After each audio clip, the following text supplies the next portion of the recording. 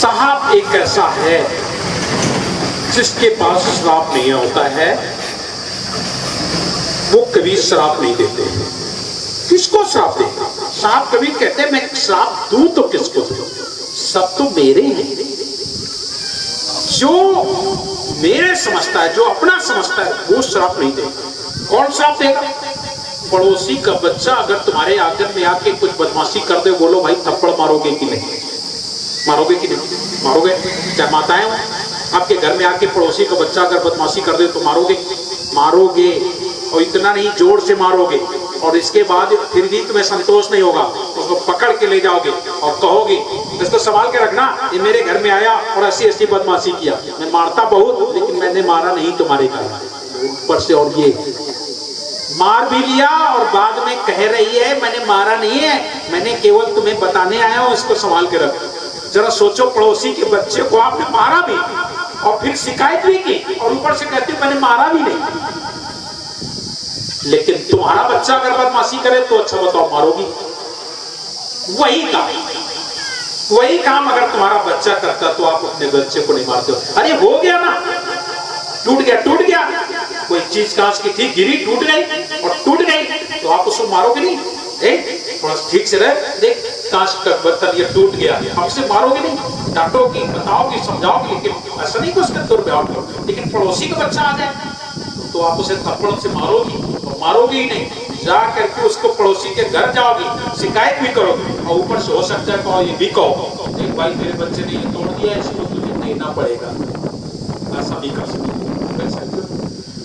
जरा सोचो, पड़ोस में और अपने में कितना बड़ा अंतर होता है। पड़ोसी के बच्चे में और अपने बच्चे में कितना बड़ा अंतर होता है। सदगुरु कबीर सृष्टि को, पूरी सृष्टि को अपना कह करके पुकारते हैं, पूरी सृष्टि। इसलिए तो उन्होंने कहा आदि नाम अक्षर, आदि नाम अक्षर अखिल प्रतिकार।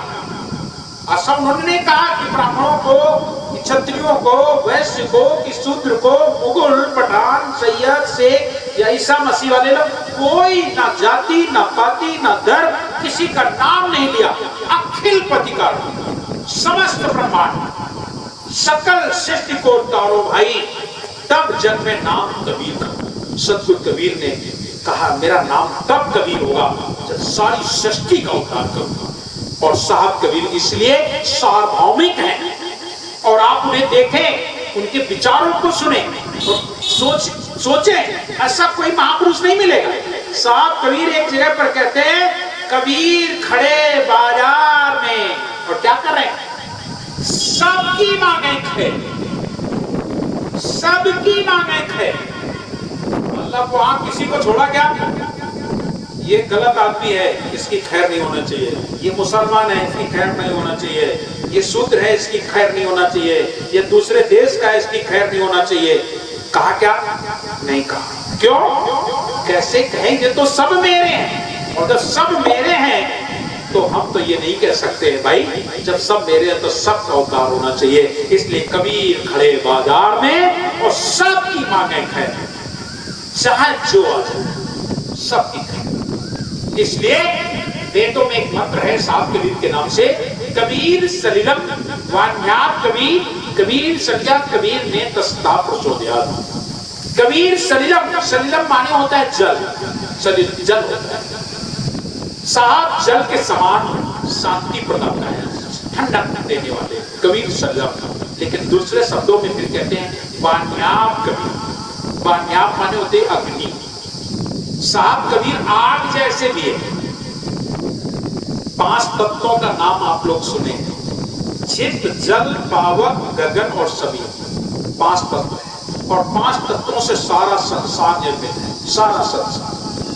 5 तत्व का किया पसारा त्रिगुण माया सारी। और फिर आगे आप क्या कहते हैं साहब? 5 तत्व का किया पसारा त्रिगुण माया सारी, और चेतन रूप आप हुई बैठे।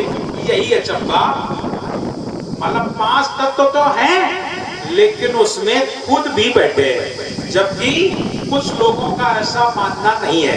अभी कल मैं सुन रहा था मोबाइल पे एक कहानी, एक घटना, और उसमें उन्होंने बताया कि ये संसार ऐसा है जैसे दीपक को उन्होंने उदाहरण दिया, बोले दीपक हो, तेल हो, बाती हो और अग्नि हो तो प्रज्वलित हो जाता है और जलता रहता है, और जलने के बाद कब बुझ जाएगा? जब हुआ तो उसमें तेल खत्म हो जाएगा तो बुझ जाएगा, बाती जल जाएगी तो बुझ जाएगा, या हवा आ जाती है तो बुझ जाता है। ऐसा उसने कई सारे उदाहरण दिए उन्होंने।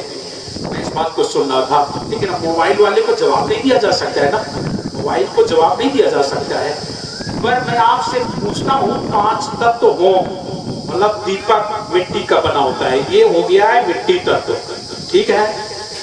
जल तत्व उसमें तेल भर दिया गया, अग्नि तत्व माचिस रख दो पास में, इसमें अग्नि तत्व है, ठीक है ना, या चकमक का पत्थर रख दो पास में, ये अग्नि तत्व है।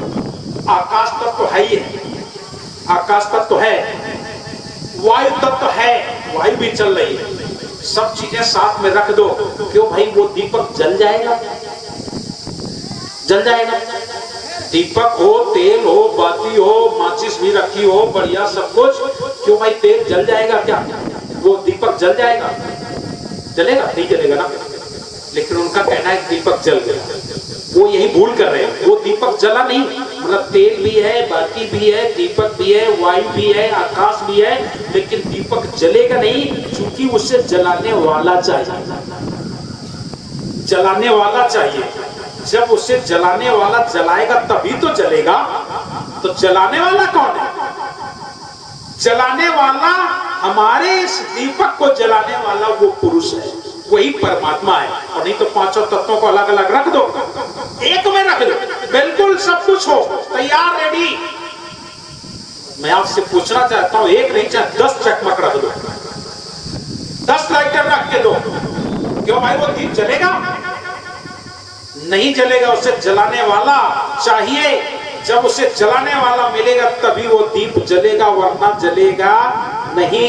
ऐसे ये 5 तत्वों का किया पसारा, ये 5 तत्वों का तुम्हारा शरीर है। चित जल पावक गगन समीरा, 5 तत्व का बना शरीर।